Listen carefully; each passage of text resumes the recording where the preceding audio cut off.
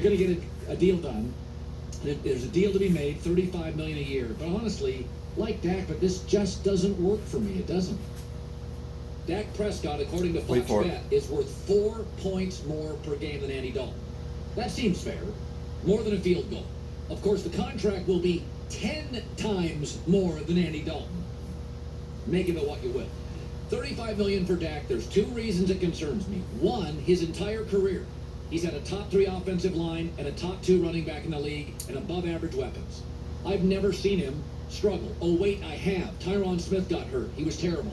Zeke was out. He wasn't very good. Amari Cooper, not special. The times I've seen him not have ever. Okay, so let me make sure I clarify a couple of things in here, because see, you can take each of these pieces and they sound bad, but see, understand a couple of things. First of all, I want you to think about how many games go down to the last score. 4 points in the NFL is a lot of points. A lot of points. In fact, you could go through and say, oh, okay, the Minnesota Viking games, 4 more points wins the game. Think about how many kicks we missed that caused us to lose games. So basically you're saying you're just not going to kick field goals. 4 points is a hell of a lot in the NFL. 4 points is the difference between winning and losing more times than not. 4 points is a close game. Second thing in here, when you pointed out, well, when he didn't have Tyron Smith, he didn't do anything. When he didn't have Zeke Elliott, he didn't do anything. Well, understand this. Hold up. They still almost made the playoffs. And they went 3-3 without Zeke. Not earth-shattering, but not exactly end of the world either. It's 500. And understand, Dak had Tyron Smith, Zeke Elliott, and Sean Lee. Because also added into that, you got to understand that the Dallas Cowboys went from giving up about 88 yards per game on the ground when Sean Lee also went out when Zeke was suspended and Tyron Smith was hurt. We went to 189 yards given up on the ground. So make sure you give the whole picture here when you're doing this. Like I said, 4 points? 4 points in the NFL. Shit. 4 points. Let's say our defense. How about this? How about if our defense didn't give up 4 points more than they did last year? You know how many more games we would have won? A lot. Let me listen to another little piece of this, see if it's worthwhile. Everything right in support. He has struggled. And last year he struggled against good teams. Everybody's good in life when you're a trust fund kid. This is it. You're the only child. You get the time. Trust you get the fund attention. kid. Life's way easier. What if you're one of 5 kids struggling to grab the final piece of pizza? With Dak, his life has been trust fund kid. It's been best offensive line, best running back, offensive coach, above average weapons. Wait. First of all, Dak Prescott is not ever. The fact that you even come up with he's a trust fund kid. Just stop. But understand, Dak Prescott's never had anything. As far as college, he wasn't that top recruit. He didn't have exactly a whole lot of offensive weapons when he was at Mississippi State. The only other person on the offense was his tight end that was drafted in the 6th round. Yet he took that team to ranking number 1. Now, let's go back to an offensive-minded coach. I'm going to ask a real question. Does Tom Brady have 6 Super Bowl rings if Jason Garrett is the head coach? I'll wait. Real question. Does Tom Brady have 6 Super Bowl rings with Jason Garrett as a coach? Because, as you put it, you know what? Tony Romo had the NFL leading rusher. DeMarco Murray had great offensive line. He had the offensive line when it was young and really good. Before Tyron Smith started getting broke down. Before Hillian-Barr syndrome happened to Travis Frederick. Okay? And he had Dez Bryant have a career year in 2014 with that offensive-minded coach. And what did they do? I'll wait.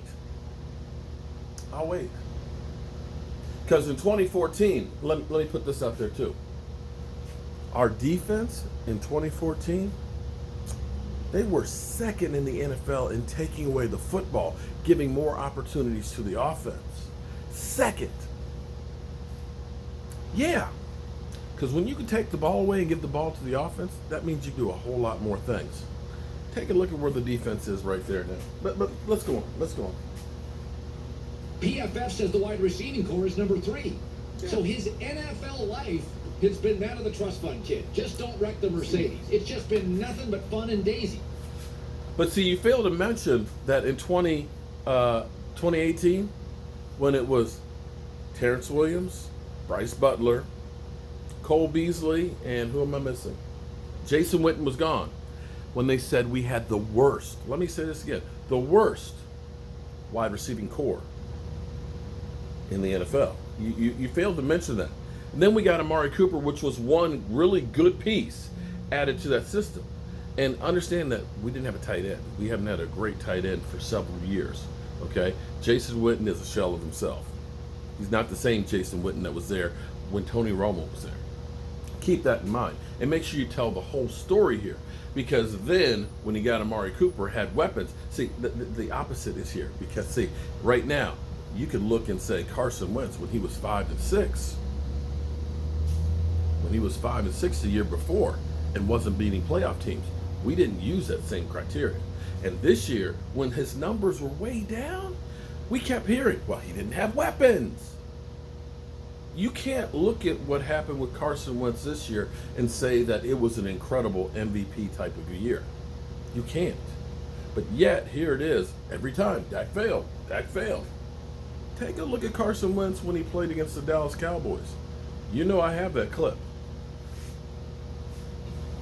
He's had 2 horrible teams in his division. Giants and Washington, 16 games against him, he's 13-3. Yeah. It's been easy street. I have no idea, and I'm now going to pay him $35 million. Travis Frederick's gone. Tyron Smith, what if he gets hurt? By the way, I think he is 5-3 against the Eagles. I want to say that. 5-3.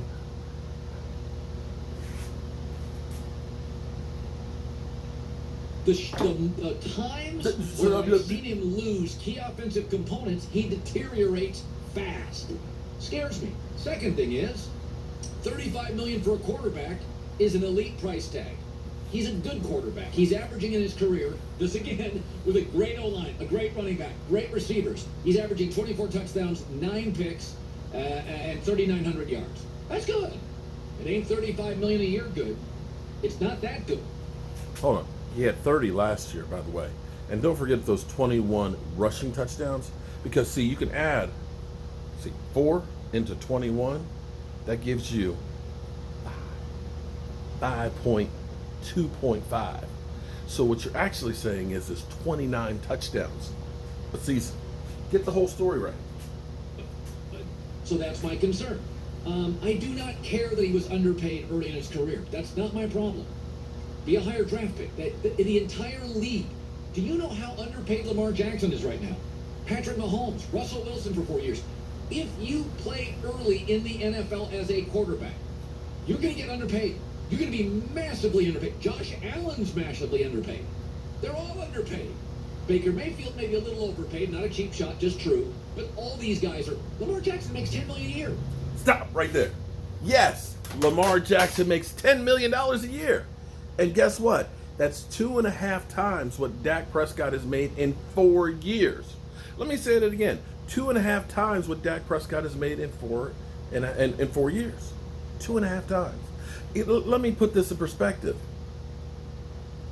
Aaron Rodgers in 2 games has made what Dak Prescott's made in his career. And I dropped the remote. Literally, I dropped the remote and the batteries came out. So let's understand, yes, he is definitely, these all guys, I agree. They're underpaid as quarterbacks. But when we talk about, where it's apples to oranges, it's not. It's not. Kickers have made more money a year than Dak Prescott. He was the MVP. MVP should be making $38 million a year. He was Rookie of the Year. Rookie of the Year. He ended up having, how many records has he broken? 40 games they've won with Dak Prescott in 4 years, averaging 10 victories a year with that guy. He'll get his money over time. Will he? Dak on the cheap. Remember, Dak's been on the cheap for all these years. Yes. One playoff on the cheap. So now you. Same playoff record as Deshaun Watson. Oh, by the way, Matthew Stafford. Matthew Stafford's made $203 million in his career. How many playoff wins? 0. Sam Bradford's made $128 million in his career. How many playoff wins? 0. Got to make cuts. Carson Wentz. How many playoff wins does he have? So Dallas is essentially saying, we're going to go the opposite way of the New England Patriots. Dallas is saying, no, we know what we're doing. The Patriots don't know what they're doing. We're going to pay all our top stars top dollar. So the Cowboys with Dak will have a top 5 quarterback contract, a top 5 running back contract, a top 5 wide receiver contract, and a top 5 defensive end contract, and a very expensive offensive line. And Jalen Smith is great. By the way, did get a little cheaper. Come next week, June 1st, we'll actually save $7.5 million on Travis Frederick. Just saying. But he's not cheap. That's the opposite of what the Patriots do. And Zeke, the most replaceable position, is the only one of those players that you would consider top 2 or 3 in the league at his position. So you're essentially paying. I'm not sure that he's top 2 anymore. I'm just kind of putting it out there.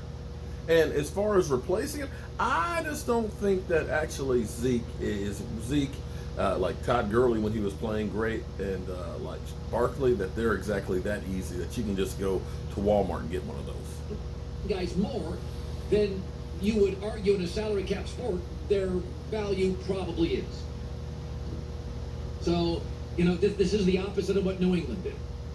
And I hear this all the time. Well, he deserves. Folks, find me a 50-year-old in America that. Okay, that's enough of this. I've actually got to get down to the man cave because I've got some stuff I got to record that you guys are going to enjoy later on. And this will be the beginning of some stuff that's going to be really, really nice for the channel. I'm Mark Holmes, and I shouldn't even give the guy airplay because he's only giving you part of the picture. I'll see you in the shop.